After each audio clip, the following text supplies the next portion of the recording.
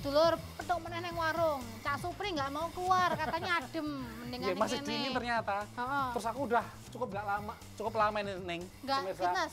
Nggak fitness karena kadang-kadang memang namanya olahraga itu harus dipaksa Neng. Iya, pancen Cak. Pantesan petengnya sampean tak iki wis gede Cak. Oh iya, iki melendung nek itu aku yakin nek berapa kali ke gym ini sudah kimpes kayak dulu lagi. Oh, nggak dulu perlu tuh ini. aku loh, sampean nggak ngerti sekitar setahun yang lalu itu. Sapiro Cak? Kotak-kotak aku tuh perutku itu bukan six pack. Piro? 10 packs. 10 packs. Hebat Cak. Loh, Cak. Ora gelem sing luwih cepet wae Cak. Hah?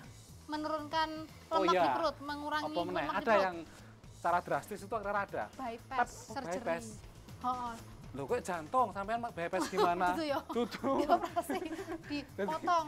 Jadi sekarang itu macam teknik-teknik untuk namanya sudah menjadi industri namanya pengurangan berat badan di Amerika itu sudah menjadi industri yang nilainya itu miliaran dolar. Iya, Cak. Baik yang namanya diet, olahraga maupun dengan metode-metode operasi yang baru-baru ini yang mulai banyak diikuti orang yang dulu masih dilakukan namanya operasi gastronomi.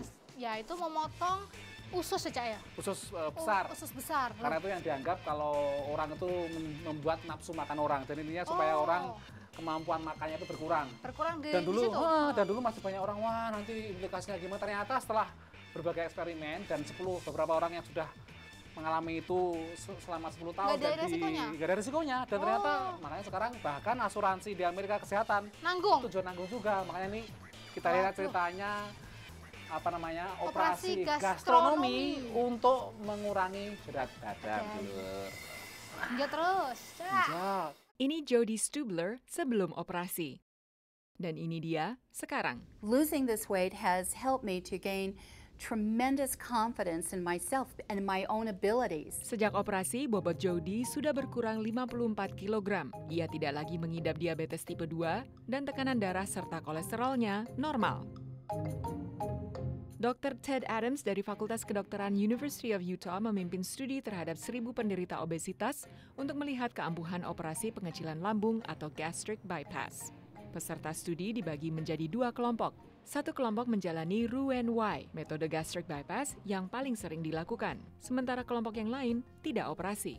Dalam gastric bypass, dokter membedah lambung bagian atas untuk dibentuk kantung kecil seukuran ibu jari yang langsung disambungkan ke usus kecil sehingga makanan tidak lagi melewati lambung, melainkan langsung tersalurkan ke usus kecil. Dan karena ukuran lambung kecil, porsi makanan pasien pun menciut sehingga berat badannya menurun. Tapi, tak ada yang tahu apakah metode ini menjamin penurunan berat badan yang bisa bertahan lama. Almost 80% of all of those patients who had gastric bypass surgery at 6 years had been able to maintain a very significant degree of weight loss. Konon pasien yang menjalani operasi ini juga mengurangi potensi serangan jantung dan stroke. Every cardiovascular risk factor that we studied had improved significantly or remained improved in the patients who had the gastric bypass surgery when compared to those who did not. Studi ini juga menunjukkan bahwa tekanan darah tinggi, tingkat kolesterol, dan penyakit diabetes tipe 2 berkurang pada pasien yang dioperasi. Bahkan terbukti metode Roux-en-Y dapat menghilangkan diabetes tipe 2. Tapi tentu ada risikonya. Pasien harus bisa mengubah dan tekun menjalani kebiasaan makan dan olahraga yang baru seumur hidup. Dan ini sulit dijalankan banyak pasien. It's a very challenging and sometimes difficult road. Mentally, physically, and emotionally, everything changes. Walau begitu, metode gastric bypass masih harus diteliti lebih lanjut. Dr. Adams akan mengevaluasi kembali para pasien dalam studinya 10 tahun mendatang. Dari Washington DC, tim VOA.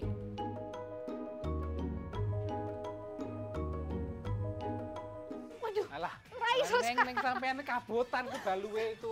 Kebayang tahu sampean malah angkat ke atas. Iki piye? Aduh, loro kabeh, Cak. Aduh. Sebenarnya sampean tuh nggak perlu pengurangan berat badan atau diet lagi. Loh, aku ngomong gitu kok. Iki lemaknya akeh. Perlu pengencengan aja itu. Gue apa?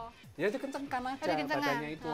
Tapi ini juga bisa untuk mengencangkan. Jadi fungsi di sini alat-alat ini bisa untuk mengencangkan. Bukan cuma kardio, Cak. Bukan kardio aja, bukan juga untuk mengurangi berat badan. Gue apa, Cak? Ini push up. Oh, push up. Nanti tak peragakan seperti apa. Aku tuh boleh. dulu waktu zaman SMA itu 200, 500 itu bisa, ribuan bisa. Ganteng berarti biar Cak Supri. Istirahatnya jam-jam tapi. Tahu.